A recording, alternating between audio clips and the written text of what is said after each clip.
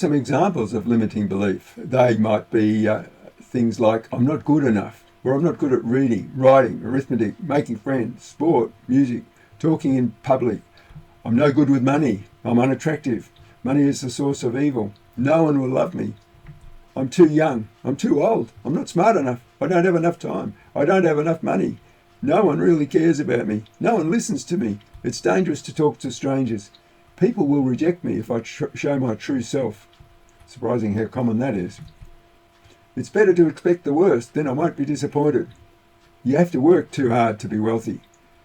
Wealthy people are mean, greedy, unhappy, evil. I'm too stupid, fat, ugly to be loved. All women, men cheat, are mean, are violent, are drama queens, are only after one thing. As I said, I've listed about 120 limiting beliefs on my blog. You might want to check them out and see if any of them resonate with you at all. It might give you some insight into some of your limiting beliefs. So how do limiting beliefs hold us back? Well, they limit us from realising our full potential because, well, they are limiting. They can cause us emotional pain, inner conflict and turmoil, or inner struggles when they conflict with our conscious minds. And they can prevent us from revealing our true selves for fear of being hurt. And that can be limiting. They can limit our career ambitions and progress. They can negatively impact us financially, which can be very expensive. And they can keep us in unhealthy relationships or even stop us from forming healthy ones, and so on. A couple of examples might be interesting. These are colourful examples and they're certainly not representative at all. In fact, with the work I do, often clients don't even remember what their limiting beliefs were when we finished sessions together. But these two stand out in my mind. There was a client who was frightened of water. And in fact, he was so frightened of it, he refused to go in water above knee level. And it turned out, after working with him for some time, we found out that his mother had taught him to be fearful of water because as a very young child, they lived near a very big river. And she was really worried that somehow the child might go down to the banks of the river and fall in for some reason or somehow. And so she taught him to be frightened of the river. She taught him that there were dragons and dangerous creatures in the river. So he became very frightened of it and never went too close to it. Now, of course, they moved away. He grew up and eventually forgot about that lesson that his mother had taught him. But what lingered with him was this fear of water.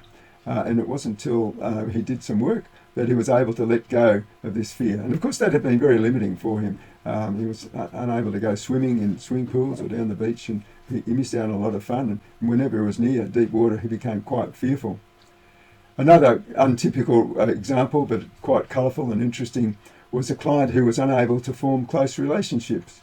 He was a guy probably in his early 40s, and he had, throughout his life, he'd not been able to form close relationships, either in a romantic sense or even with respect to friendships. We managed to track this down to the fact that as a young child, very young child, his family had visited some family friends who had a farm.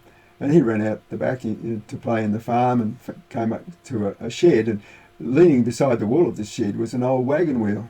Somehow he managed to get stuck. The wagon wheel must have fallen on top of him, and he was stuck and he couldn't get out. He cried and cried for help, and no one would come and save him. Eventually he had to save himself. Now, of course, it might have only been for a few minutes, but in the mind of a child that might have seemed like an eternity. But as he managed to free himself, he resolved that he could never rely on anyone else to help him when he was in a difficult situation. He couldn't trust others at all. He could only rely on himself.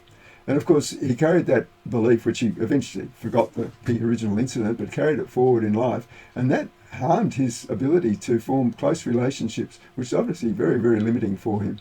Now, once he was able to recall that event and let go of that limiting belief, life obviously changed much the better for him. Now, of course, conscious causes can overlap with unconscious causes.